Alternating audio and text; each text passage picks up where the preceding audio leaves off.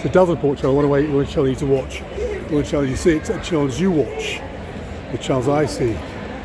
Not here to impress, only to express. Today is December the 19th, 2025. It'll soon be Christmas 2033. It'll soon be Easter 2040. When the Vapor Category returns down on New Bond Street in Mayfair. All ostentatious and opulent, and lots of people spending lots of money they don't have on lots of things they don't need. Although there are a lot of rich people down here. Just in the jewellery shop here where I'm working, a guy's trying to flog a woman. Sorry, a guy's trying to flog a guy a 40 grand diamond necklace. Because he wanted to buy a necklace for his wife. He didn't buy it. He just walked out. I don't think he had enough. But anyway, aside from all this is going on, the Christmas shenanigans of shopping and materialism is going on, as you can see, all the lights and everything else. You know, all very festive. And Operation Talla. I've got a deeper insight into Operation Talla now. Watching a report, Fight report is interviewing this lady, I forget her name, but she's kind of like involved in the exposure of the criminal activity of our police force, UK police force. Now, Mark Sexton and a guy called Ian Clayton's the ones that actually uncovered the Operation Talla shenanigans. I've mentioned it in my last video, the Operation Talla, where all the cops, the entire UK police force, were ordered not to follow up on any reports of vaccine damage, COVID vaccine damage and COVID vaccine deaths. No, anybody files a complaint or a report or marks it down as a criminal report is to be totally ignored.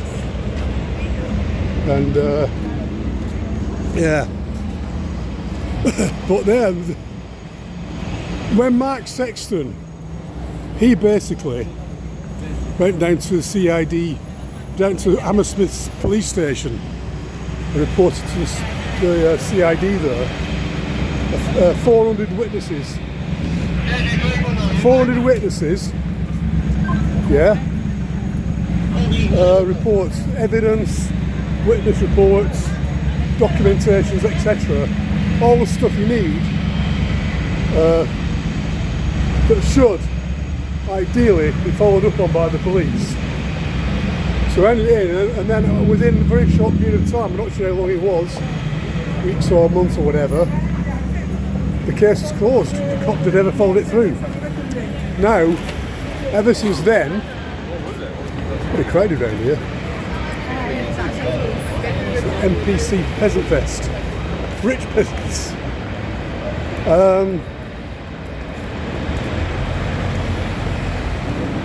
So what's happening now is when people go and file a report, the police have been ordered not to follow it through. But what they say, in order to sort of like pacify anybody that's handing in a report, reporting a crime of vaccine damage and vaccine murder, they just said to him, "Oh, we've already got a case going on from Hammersmith Police Station. We're up to our eyeballs in investigations, and we can't follow through any more until this is all complete." They don't tell the public that it's a closed case. They don't tell the public it's a closed case, but they tell it's an ongoing investigation, and we can't do anything else until this has all been followed through. Complete lie, complete deception. And then on top of that, what they do is they take the details of the reports of each person that steps into a police station anywhere in the UK that makes a report regarding vaccine damage, vaccine injury, murder, and I guess it'd be called actual bodily harm, wouldn't it? I'm going to cross over here. And a London tour bus, look, way! Christmas lights show, way! Yeah, my apocalypse is going on. And this is, but nobody's aware of it, eh? There's an ongoing apocalypse still.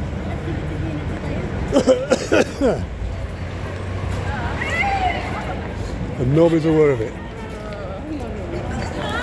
So yeah, they take records, all the people that report, make these reports, they basically take the details of the reports and of the people making the report to say, I just want to we'll put it on the record, we'll put it in our database, and we'll get back to you later. So what they're going to use that information, God only knows. It's obviously not for the good of the people that made the report.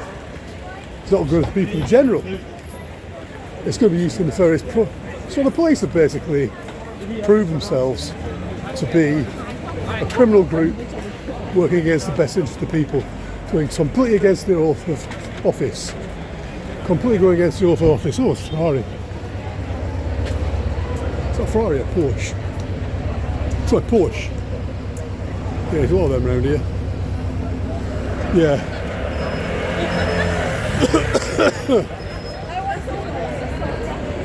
Same goes to the medical establishment. More so. They were administering the bioweapon to men, women and children, nurses and doctors. They're also guilty of war crimes. The police are guilty of, they're all guilty of war crimes. The police are guilty of war crimes for turning a blind eye and not following through any investigation. They basically stood up for the establishment, beating the shit out of people at the lockdown protests, bullying people for not wearing a mask or following the ridiculous rules, going around picking on people who had their businesses open illegally. I saw it with my eyes one time. There's a gym near where I live, and I saw these cops come round to the gym, went to the door, tried to open the door, looked through the letterbox, basically just making sure that nobody was in there operating, because all gyms are closed. If you had a gym, you were allowed to have it open. McDonald's is open, but not gyms. Something that was good for you, something to health, you know, health related. Can't go to the gym, can't have your gym open, can't have the barbers open. So they go around checking out businesses, making sure they're all closed, otherwise they arrest them. This is what was going on. The police had a chance to do the right thing. They had the chance to do the right thing and stand on our side, and many people told the cops. It's not that they weren't informed or anything. Many people told the cops that what was going on. And Mark Sexton himself, the retired cop, told them. And many people, it's not like they weren't informed. It's not like they didn't know. And top brass, following government directives, are just going completely against that. They want to keep the salaries and the pension, don't they, you know? They want to keep their careers, putting self-interest before the people, which is what they shouldn't be doing. The police should be putting the people before self-interest. They're there to serve and protect, but they're not doing that. They haven't been doing that. They're not fit for purpose. They're criminals, and they should all be treated accordingly should the time come and real justice is incurred, because nobody's come to justice yet over this. Not one single person has yet come to justice. 5 years, 6 years have passed, and not one person has come to justice. They're all walking around scot-free. And I think that a lot of them are scared. People like Matt Wancock. But they're running around thinking that, you know, they've got the establishment's got their back, the system's got their back, but how long is that system going to last? When is it going to crack? Because there's more of us than there is of them. Now look at all these people here. Thousands of them. Mostly unaware. I'd say 99% of these people here haven't got a Scooby-Doo what's actually going on. But some people do. Some people do. More people know what's going on now than they did before. It's Oxford Street before Christmas. Yeah. They had the chance, the cops had the chance to be on the right side of history.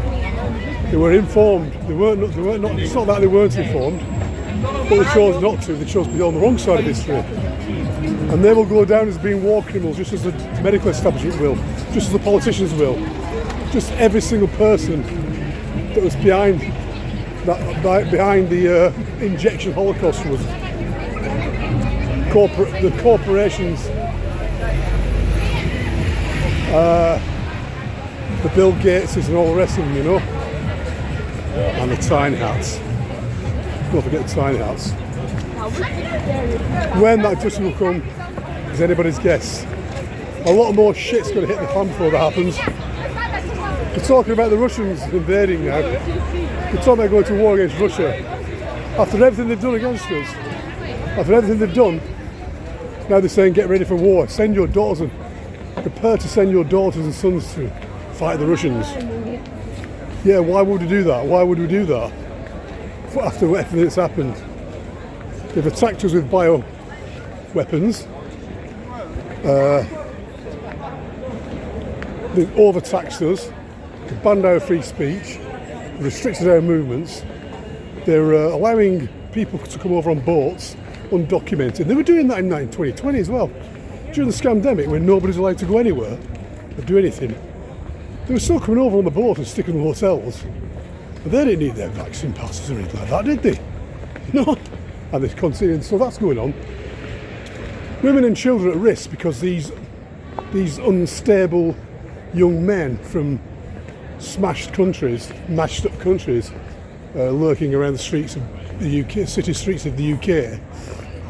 There's that, and that's been allowed to happen. That's been designed to happen.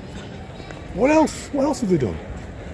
Well, they want to bring out digital ID so that they can totally take full-on control of our micromanage every aspect of our life. So all that, and many other things, they're putting that on us and treating us with absolute utter contempt.